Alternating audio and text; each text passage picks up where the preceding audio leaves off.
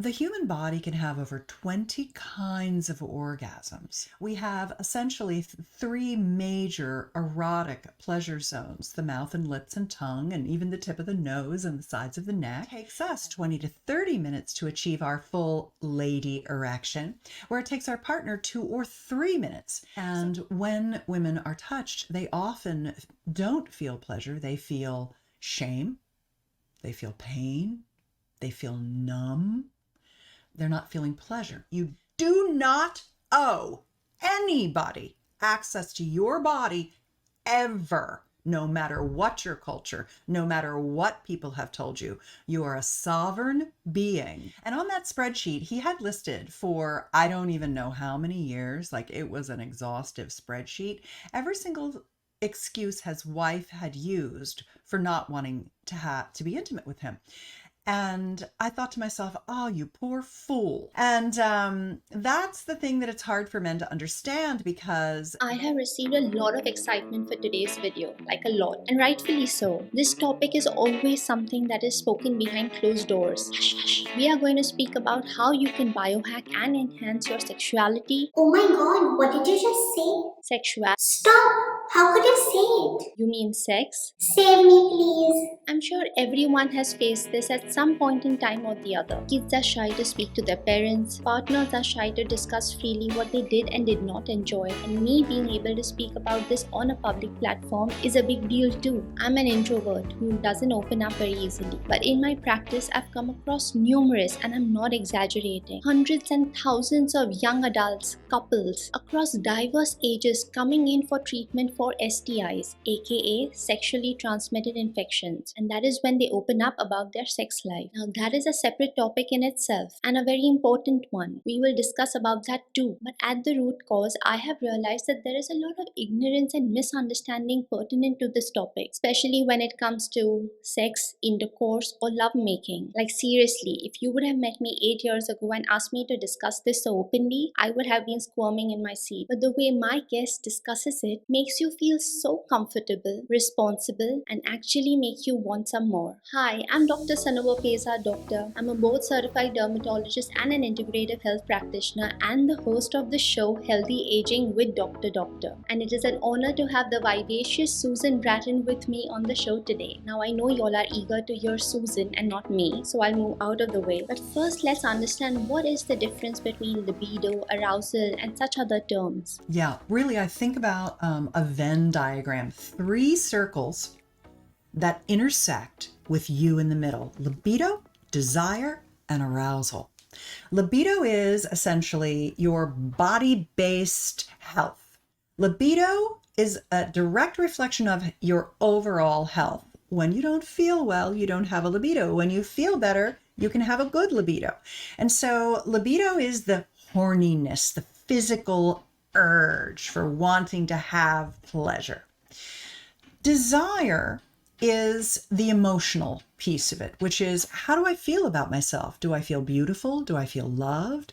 Do I feel unwanted? Do I feel undesirable? Do I feel unattractive? And I'll tell you that one of the best practices is the most simple, and that is getting a mirror out and looking at your genitals and looking at them frequently and getting used to the different kinds of, discharges that you have and when you're ovulating, and understanding and embracing your body for the beautiful thing that it is. Every vulva is different. Every human is different. We are all beautiful. We are all incredible. There is absolutely nothing wrong with the way you look. You are an exquisite masterpiece.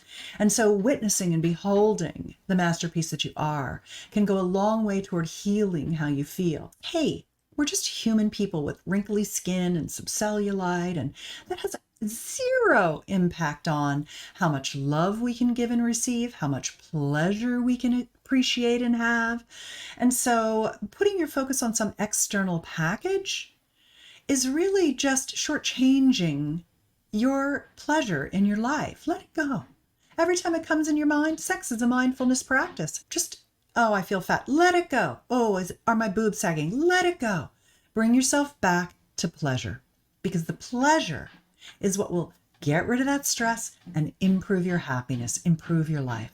And then arousal is the 2 different stair steps that the male body generally has and the female body generally has. One of the things that's interesting too is that one of the new loves of my life is Dr. Nan Wise. She's a neuroscientist sexologist, and she has been teaching me some wonderful things about the brain, our biggest sex organ.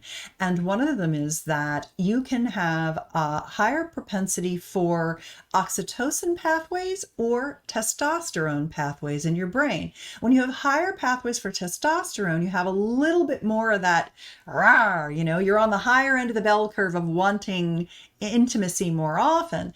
And when you're on the higher end of oxytocin pathways, you're on the higher end of needing holding and cuddling and, those kinds of things first.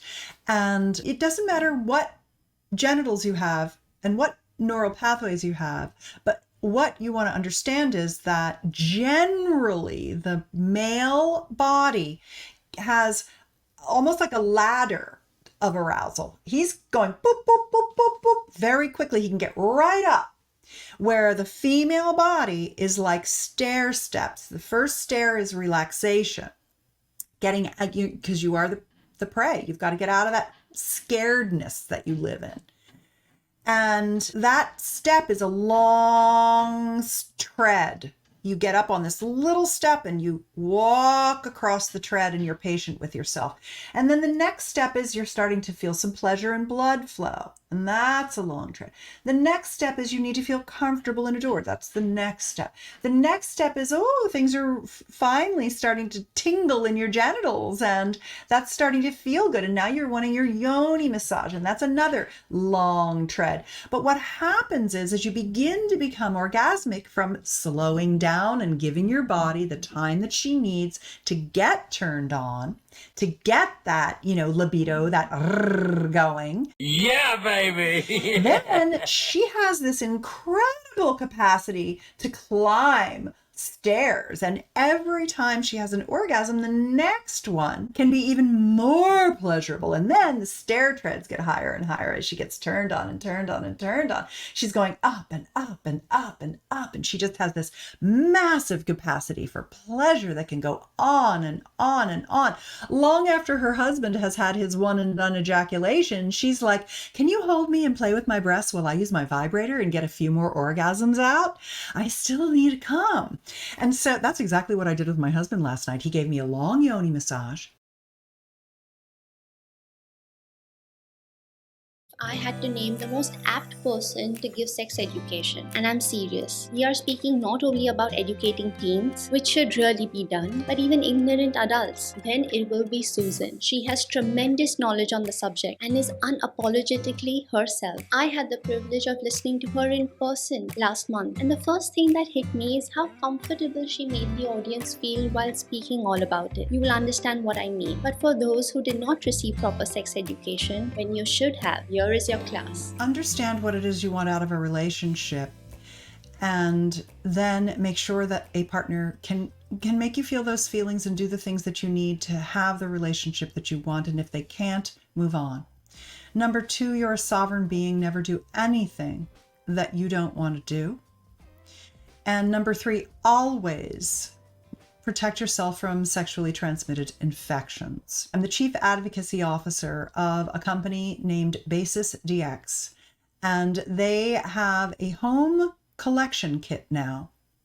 I think it's important to keep these at home. You can get it at fullpaneltest.com, and it tests for the 8 most common sexually transmitted diseases. And you keep the test at home so that if you find someone that you want to be intimate with, you can say, hey, I'm only going to kiss you and we can use our hands on each other, but no mouth to genital or genital to genital contact until we're tested and we've had a safe contraceptive conversation as well.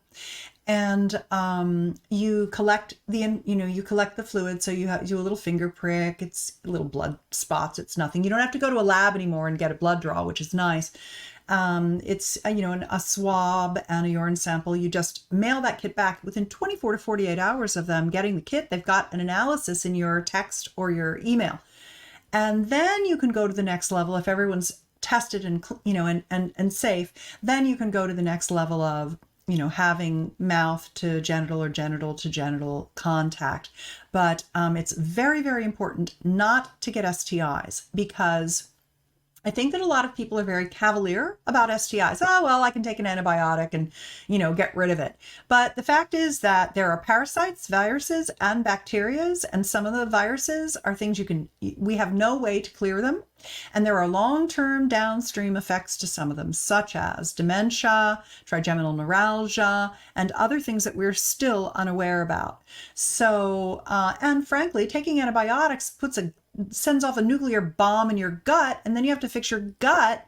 And your gut is, it's the essence of your health, is having a good gut microbiome and vaginal microbiome and prostate microbiome and breast biome and oral biome. And so when you're just like going out and not doing testing and then just taking antibiotics, even prophylactically, like, oh well, I had unprotected sex and so I'm just going to take a Plan B and some antibiotics. It's like you're hurting yourself by not learning how to have the safe sex talk, when to have the safe sex talk, and what to test for. And I think that is very, very, very important and empowering, to never feel pressured to go into unsafe areas of your sexuality, and just to stand again for your sovereign safety. We have essentially three major erotic pleasure zones: the mouth and lips and tongue, and even the tip of the nose and the sides of the neck and in the throat. That's one, it's erectile tissue. The second is our breast tissue and our nipples.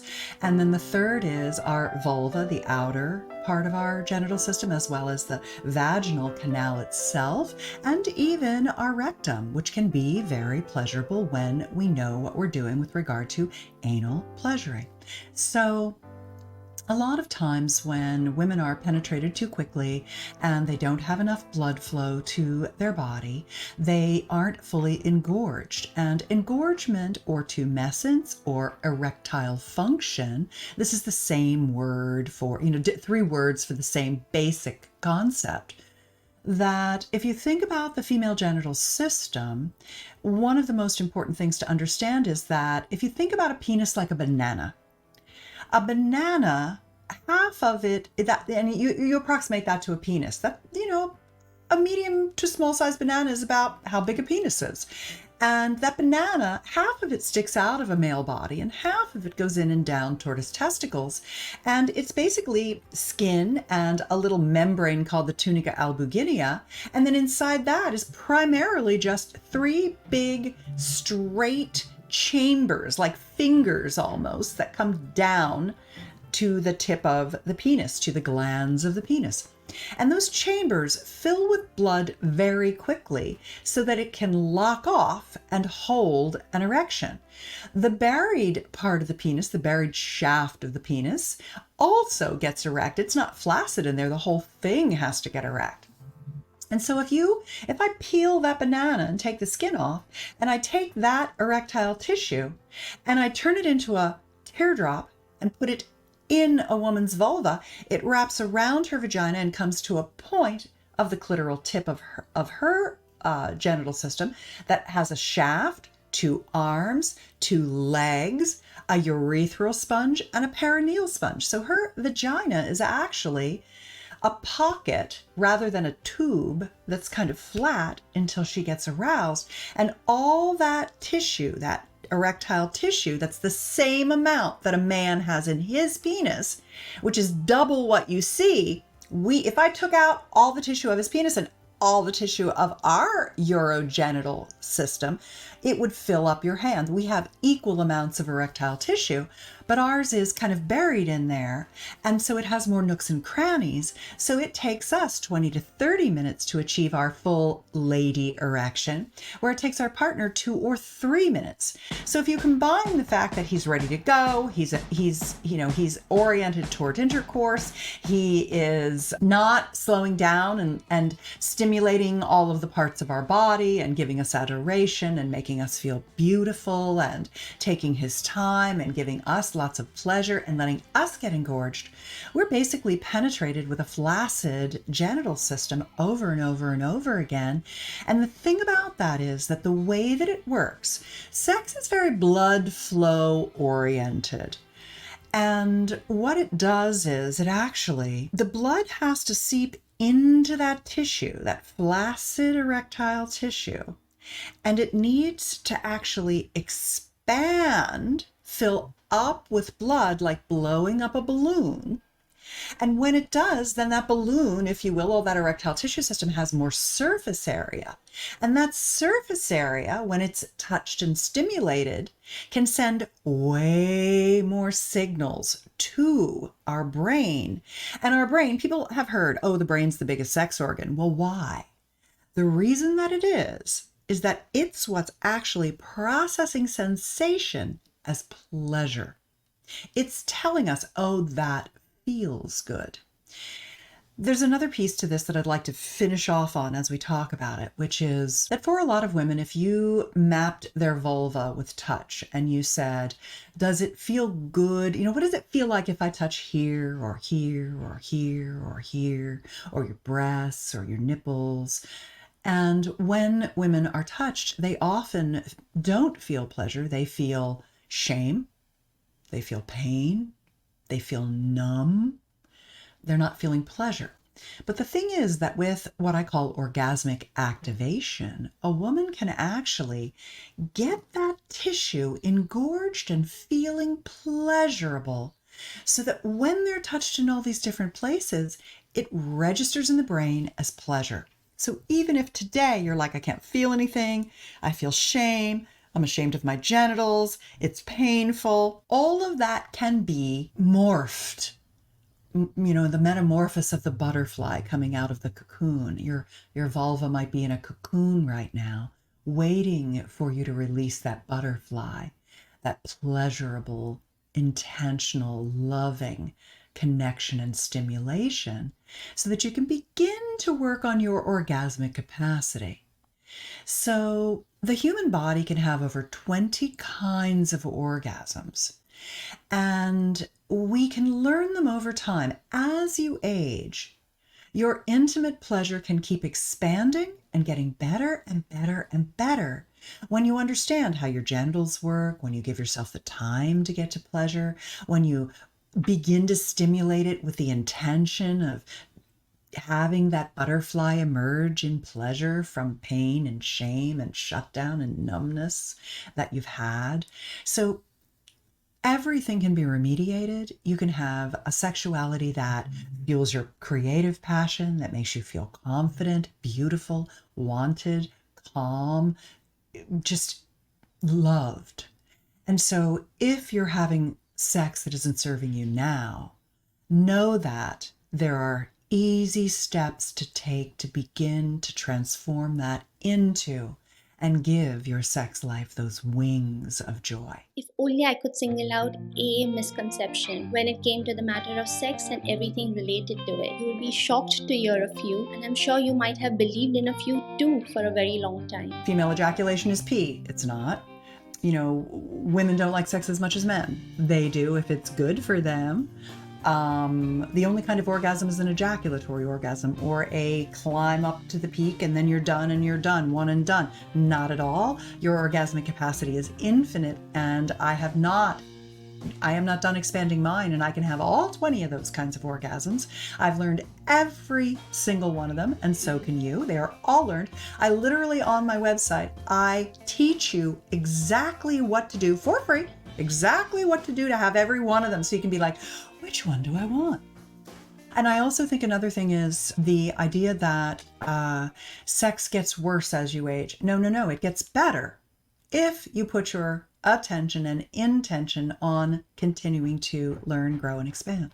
That's another big one. Erectile dysfunction affects women as much as it affects men, but everybody just talks about the man because you can see the proof of it much more. And this guy had a spreadsheet. And on that spreadsheet, he had listed for I don't even know how many years, like it was an exhaustive spreadsheet, every single excuse his wife had used for not wanting to be intimate with him. And I thought to myself, oh, you poor fool. It's because it's no good for her. It's not that she doesn't love you. It's not that she's rejecting you. It's not that she's a lesbian or she has low libido. She has low libido because sex isn't any good for her. And that's the thing that it's hard for men to understand, because they have some what I would consider to be biological competitive sexual advantages. One of them is that they have a higher testosterone level typically than their female counterparts. And so it makes them hornier. They have nocturnal erections. They wake up with morning wood when they're healthy. They think about sex. They're biologically wired to self-pleasure, to keep their semen topped up and fresh, if you will. And all of these things, plus the fact that they have what are called fast-acting hemodynamics, which I just love the word, but basically it means that blood flows into their genitals much more quickly than it does for their female-bodied partner. And so they're ready to go faster. They're oriented and, goal-oriented toward intercourse, and they skip what's called foreplay, but is really... that's intimacy too. But when people have this mentality that sex is intercourse and everything leading up to it, it's like that's the main course and everything else is an appetizer. Yeah, we'll have the appetizers, but we want to get to the main course. And so they're too fast. They're they're goal oriented. They make us a big offer. Do you want to have sex? And we're like, no, because we've got a million things on our mind and we're not even turned on, and no, thank you. That's too much for us. And so then they get rejected, and then they're angry, and then they emotionally check out of the relationship, and you just feel like you cannot win as a woman. And that's because we've been essentially laboring under a patriarchal type of sexuality rather than a matriarchal type of sexuality. So for the last 20 years, I've kind of been explaining what matriarchal sex looks like and how pleasurable it can be, and how to help women have and, achieve their incredible orgasmic capacity, and to feel comfortable knowing what they want and asking for it. And I like to help people have incredibly pleasurable, satisfying, confident lovemaking together. Sex is very, very good for you. It's very, very healthy. Between the combination of the, hormone and neurotransmitter stimulation and cascades, the blood flow to the genital systems to prevent atrophy, the generation of the oxytocin, which is from skin-to-skin contact and being held and touching, that oxytocin is really the hormone that is the antidote to cortisol, which is our stress hormone, also known as adrenaline. And that for us living in the world we live in today, stress is one of the things that really takes a toll on our health in the long term. Another thing that I think is very important about having satisfying sex is that it reboots your nervous system really, really nicely when you have pleasurable, orgasmic intimacy. And we need that rebooting of our nervous system. Otherwise, we're kind of in a fight or flight, sympathetic mode, rather than getting into the parasympathetic nervous system, which is rest, digest, relax, and calming. And we need that. Orgasms especially help us get a good night's sleep. So the oxytocin that lowers your cortisol, lowers your nighttime cortisol, helping you settle and get a good 8-hour sleep. But what it also does is it helps your nervous system relax so that you can get sleep, so that the next day you feel more resourceful rather than less resourceful.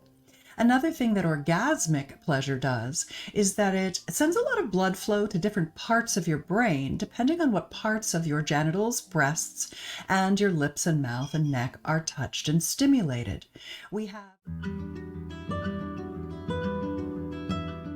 I think that it's very important to not expect your body to be fully lubricated all the time. And the very, very, very first thing that I recommend is to use quality lubricants that you do not get from a drugstore or, like an off-the-shelf situation, because lubricants are an FDA Class 2 regulated industry, and they have to put preservatives in them because they need shelf-stable life. And the problem is that a lot of the lubes are created out of just chemical garbage that is not good for the vaginal microbiome. And so for many, many decades, I had been looking for the perfect thing to recommend to women, and I've finally found it. And it's and I gave you some. So basically it's 3 things that work together. And these 3 things, the very first one is something called MELTS, MELTS, right here in the middle. Where's the middle? There it is.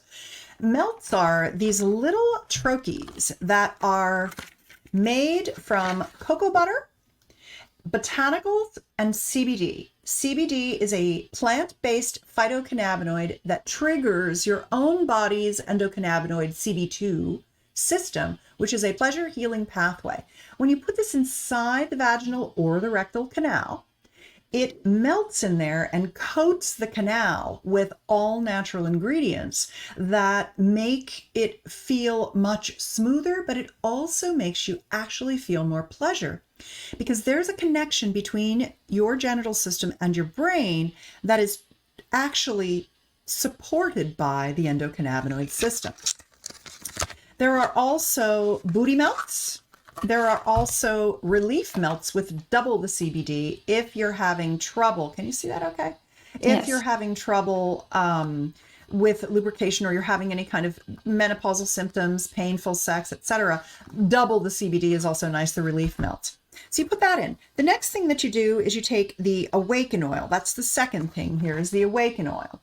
And you just take a couple of pumps, and you coat the vulva, the face of your genital system, the clitoral tip and shaft, the mons, the outer labia, the inner labia, the vestibule, the perineal area, just with a little light coat.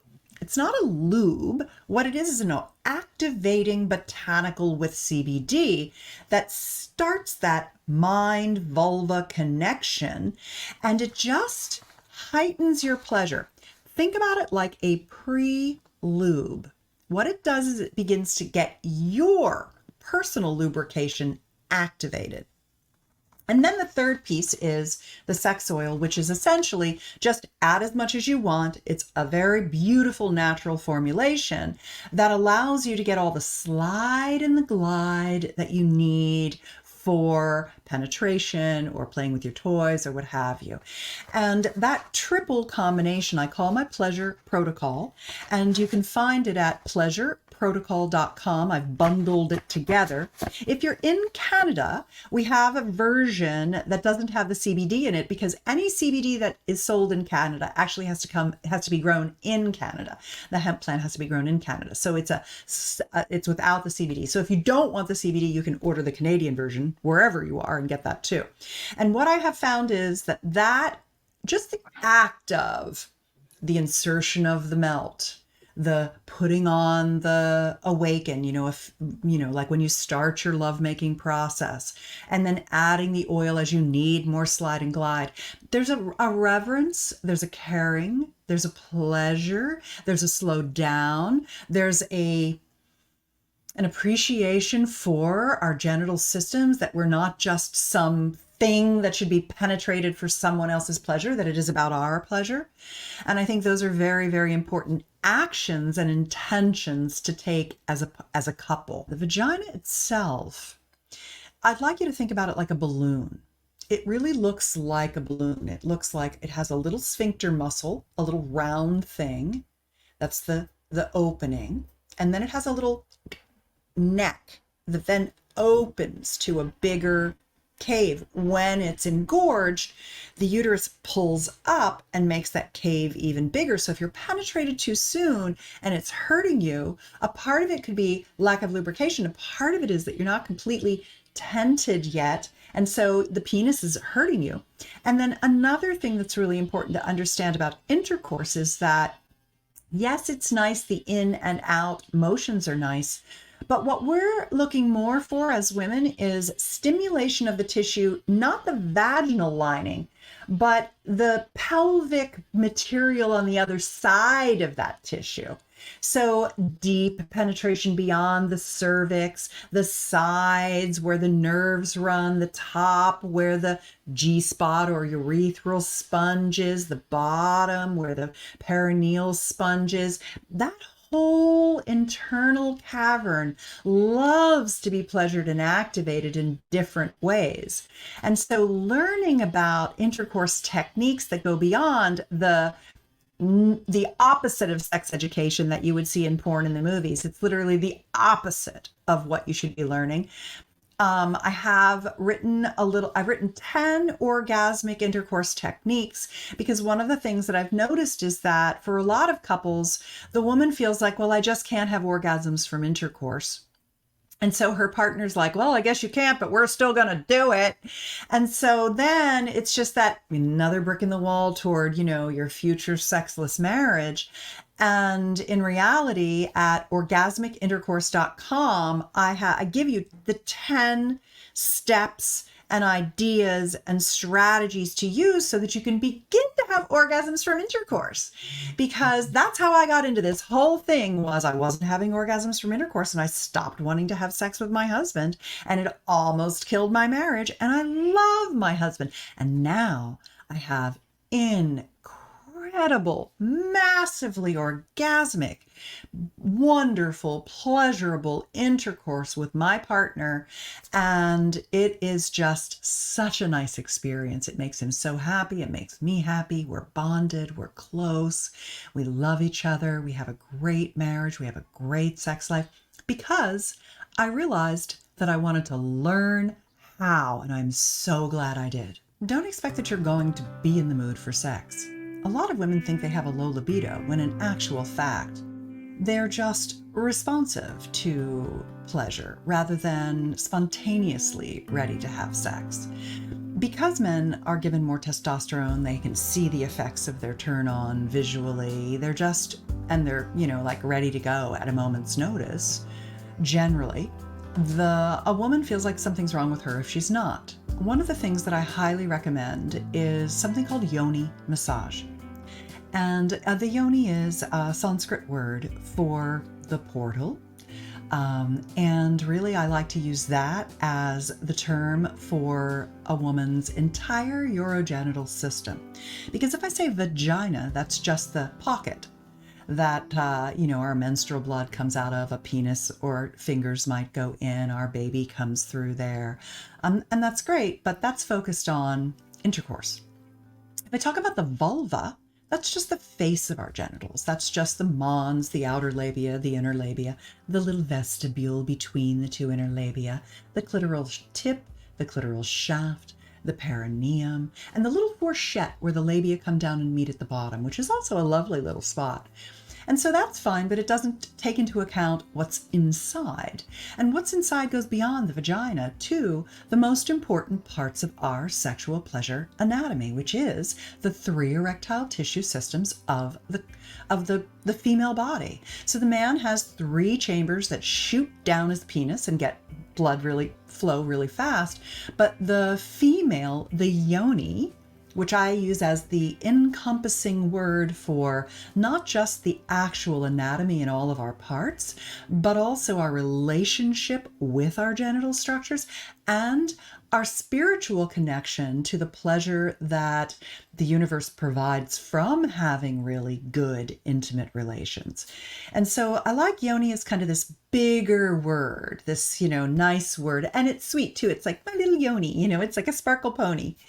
And the yoni massage is really good because in our yoni, we have these 3 erectile tissue systems like our male-bodied partner that take about 20 to 30 minutes to get full blood flow, to get plumped up, to send the pleasure signals to our brain that our male partner is getting in a couple of minutes. And so we just need to slow the roll. We need to slow him down. Whoa, stallion, right? And we need him to understand. We have to educate him that it takes us that long. We have the clitoral complex, which is the glands, the shaft, the arms, the legs, the clitoral body. We have the urethral structure, which is a spongy tube of tissue that is kind of like one of those pool noodles that the kids play with, like an extruded pool noodle. And that wraps around our urethral canal. And that, people call it a G-spot, but it's not a spot. It's a long tube of pleasurable tissue. And then we have the perineal sponge that is between the floor of the vagina and the roof of the rectum down there. So that vaginal pocket is wrapped in all that tissue, and we need time to get that engorged. And so one of the things that I recommend is explain to your partner, look, it's going to take me 20 minutes. I'm not ever really ready for sex. You have to help me get there. And the best way to get me there is to massage my yoni and tell me that you love me.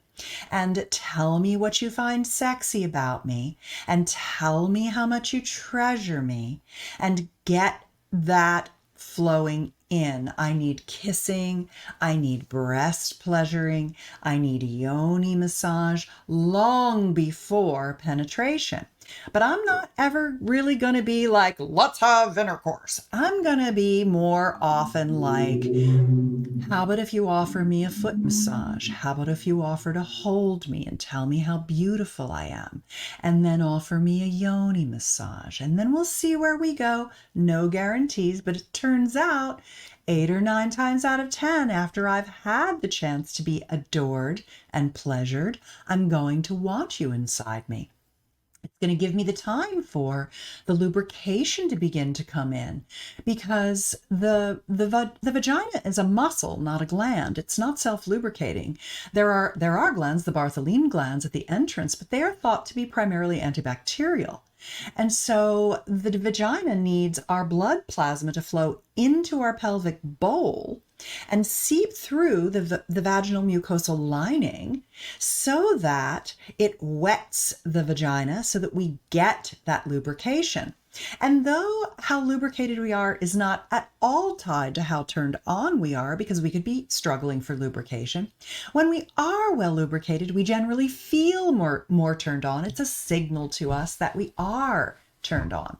So there are a couple of non-negotiables that I recommend that women have with their partner. And the first one is, please don't offer me intercourse, because then I have to say no, because I'm not in a man's body and I need you to help me get warmed up and turned on. I need you to get me out of my head where I'm multitasking. I am the prey, not the predator. I don't walk safely in the world, and I've got to get into a state of feeling safe and secure and relaxed before my arousal can begin to climb. It's stair steps. So number one is, don't offer sex or force sex on me ever, ever, ever, ever. Learn how to move me toward my pleasure so that I willingly want to explore and expand my sexual dynamic with you. Number two, never allow yourself to be penetrated before you are ready. Let your partner know when you are ready. And if you're not ready, number three, be patient with yourself. Know that you're like, God, it's taking forever. Let that go and allow yourself to get the turn on to a point where you're ready to be penetrated. And number three is, when you are done with intercourse, whether he's had an ejaculation or not, say you are done. I need to take a rest. Maybe I'll want more. Maybe we're done. But you do not owe your partner an ejaculation. You do not owe anybody access to your body ever, no matter what your culture, no matter what people have told you. You are a sovereign being, and you must protect that. You must be impenetrable around that, because all it's going to do is take pieces of you. It's going to ruin the sex life you could be having. It's like a short-term moment where you're like, okay, keep going, pump away, get it over with, I'm done, be done. That's just making you miserable when you could be having pleasurable, great sex with your partner that satisfies you both. Of course, it's huge, especially because they watch porn and they see all those giant penises. So there's a couple of things. Number one, women are not actually that fussy about the size of most women. Most women have little tiny vaginal pockets anyway, so they don't need a giant penis. Most women are petite, And so there's a couple of things. Number one, I have written a book called The Pumping Guide, and it teaches men how to use a vacuum erection device to enlarge their penis and to reverse the atrophy of aging, to get really good blood flow, blood carrying capacity to the penis, and to keep it firm, hard, and healthy for the rest of their lives. And if you're a woman watching this, encourage your man to pump a couple of times a week because number one, it's pleasurable for him. And number two, it keeps his penis in good shape. And if he pumps pretty regularly, he can actually give himself more girth and length over time with the right pump, not with an adult novelty store toy or a water pump, which is going to give you limited results and kind of be a pain in the butt, but with an actual vacuum erection dual cylinder device. The one that I recommend is called the Whopper. It's at pumpswork.com, and the guide with the protocol and all of the information about keeping the atrophy at bay and keeping your penis not just healthy at the size it is, but making it bigger. Alrighty, now it's time for rapid fire with Dr. Doctor. This is going to be a very interesting round. Are you ready? If you were to be inflicted with a disease or health condition, which one would you choose? Unbridled happiness. None. I don't want anything. I'm protecting myself. Okay. How long will you live up to? I'd like to hit 100. That's my goal, triple digits, and I'm working to do that by working out every day, eating no ultra-processed foods, and having great sex. What's the one thing you always wanted to try, but you've been too scared to do? Nothing. I just do it. At what job would you be terrible? Management. What was your last search on Google? Mucosal enzymes. Okay, that's interesting. My friend has like a leftover cold and he can't quite clear all the snot. And I was like, I think you should try enzymes. What is the best health advice you have ever received? Take your health into your own hands. Learn it and understand it and work with your doctors as allies and advocates. If you could spend a day in someone else's shoes, what would they be and why? I'd like to spend a day in a documentary film director's shoes, learning how they set up and edit a movie. Okay, that's interesting. What's the one thing you would like to change about yourself?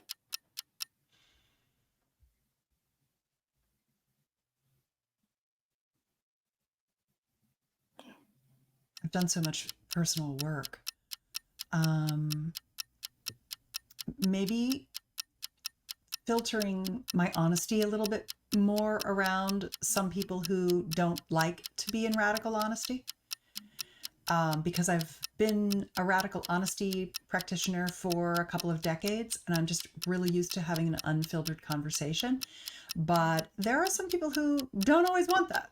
But I don't think you need to change don't that. Hang out with them. What? Yeah, I don't think you need to change that because I think more people should be following and practicing that, to be very honest.